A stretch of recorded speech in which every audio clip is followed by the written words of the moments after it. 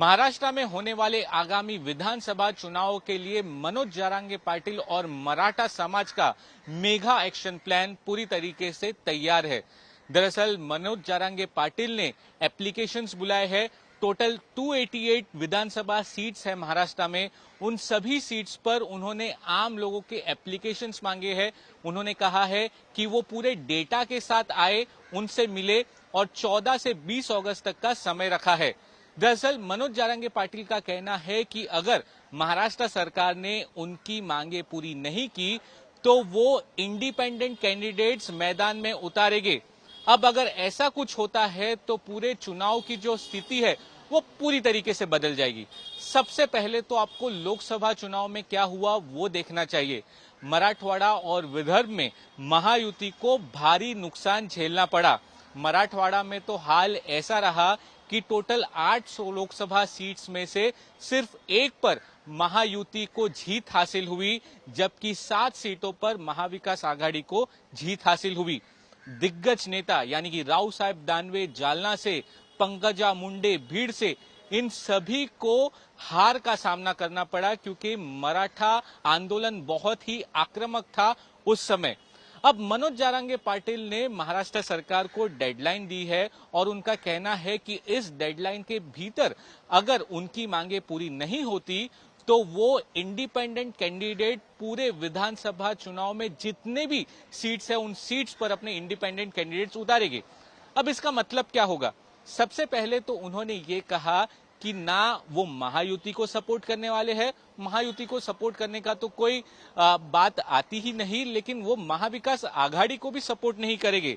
पिछले लोकसभा चुनाव में हमने देखा किस तरीके से महायुति के कैंडिडेट्स को सपोर्ट नहीं करने के चलते महाविकास आघाड़ी के सारे कैंडिडेट जीत के आए, स्पेशली मराठवाड़ा में। अब अगर विधानसभा चुनाव में मनोज जारंगे पाटिल अगर महायुति को सपोर्ट नहीं कर रहे, महाविकास आघाड़ी को सपोर्ट नहीं कर रहे, अपने इंडिपेंडेंट कैंडिडेट्स को उतार रहे हैं, तो ये जो विधानसभा के चुनाव काफी इंटरेस्टिंग हो जाएंगे और एक ट्रायंगुलर फाइट हमको देखने को मिलेगी।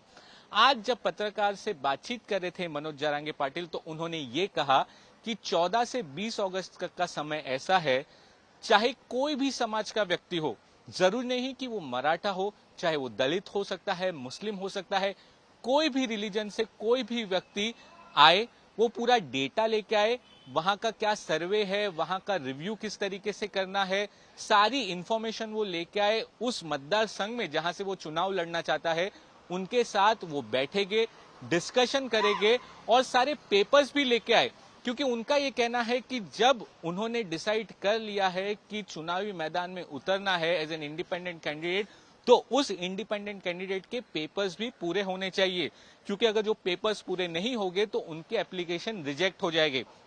यानी कि जो भी कैंडिडेट, जो भी एप्लीकेंट वहां पर मनोज जारंगे पाटिल को मिलने आ रहा है तो वो सारी इंफॉर्मेशन लेके आए, सारा डेटा लेके आए और अपने खुद के सारे पेपर्स भी लेके आए। यानी कि आप समझिए कि मनोज जारंगे पाटिल और मराठा समाज काफी ज्यादा आक्रामक नजर आ रहे हैं और कुछ एप्लीकेंट्स पहले से ही अब आना शुरू हो चुके हैं। आज पहला दिन था और नांदेड़ से बीजेपी की एक नेता है मीनल कटगांवकर, ये एक पेशे से डॉक्टर है, बीजेपी में काम करने वाली महिला है, लेकिन नायगांव विधानसभा सीट से उनको उम्मीदवारी मिलने की उम्मीद नहीं लग रही है। इसलिए उन्होंने ये ऐलान किया है कि वो अपक्ष चुनाव लड़ेगी, यानी कि एज एन इंडिपेंडेंट कैंडिडेट वो चुनाव लड़ेगी। आज जब मनोज जारंगे पाटिल से वो मिली तो उन्होंने ये तक कह दिया कि मैं एज एन इंडिपेंडेंट कैंडिडेट लड़ने वाली हूं और मुझे मनोज दादा जारंगे का सपोर्ट चाहिए और इसी के वजह से मैं यहां पर आई हूं। यानी कि आप समझिए कि महाराष्ट्र की परिस्थिति बहुत ही ज्यादा बदलने वाली है। महायुति और महाविकास आघाड़ी की जो सिचुएशन है वो बहुत ही ज्यादा उनको डैमेज हो सकता है। अगर एक ट्रायंगुलर फाइट होती है तो क्या छोटी जो पार्टियां है, जो बड़े नाम है, जो इंडिपेंडेंट लड़ने वाले हैं, वो अगर मनोज जारंगे के साथ जुड़ जाते हैं तो ये पूरी स्थिति बदल जाएगी। देखिए, महाविकास आघाड़ी में पहले से ही 3 पार्टीज है, महायुति में पहले से ही 3 पार्टीज है, फिर छोटी छोटी पार्टीज है, वो सब एक चुनाव लड़ रहे हैं और फिर एक ट्रायंगुलर फाइट देने के लिए मनोज जारंगे पाटिल पूरी तरीके से तैयार है।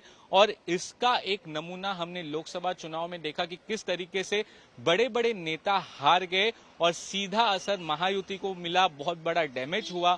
और अगर विधानसभा चुनाव में अपने कैंडिडेट्स खुद मनोज जारंगे पाटिल उतारते हैं, और याद रखें कि मनोज जारंगे पाटिल पूरे महाराष्ट्र का दौरा कर रहे हैं, मराठवाड़ा विदर्भ में उनका जो फैन फॉलोइंग, जो बेस है वो बहुत ही ज्यादा है। अगर वो अपने इंडिपेंडेंट कैंडिडेट्स उतार रहे हैं तो सीधा बहुत ही बड़ा डैमेज महाविकास आघाड़ी और महायुति को देखने को मिलेगा। तो आने वाले समय में जो महाराष्ट्र की परिस्थिति है वो काफी बदल जाएगी। एक ट्रायंगुलर फाइट भी शायद देखने को मिल सकता है। इसका जो ऐलान है मनोज जारंगे पाटिल 29 अगस्त को करने वाले हैं।